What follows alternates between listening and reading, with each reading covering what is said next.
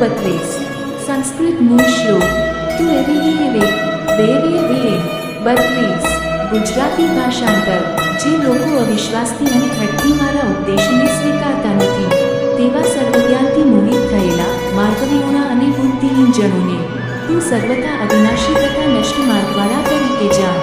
સારાંશ ભગવાન શ્રીકૃષ્ણ કહે છે કે જે લોકો હઠપૂર્વક જ્ઞાન સ્વીકારતા નથી અને ઉપદેશને અનુસરે છે તેઓ અજ્ઞાનના કારણે સાચા માર્ગથી દૂર થઈ જાય છે.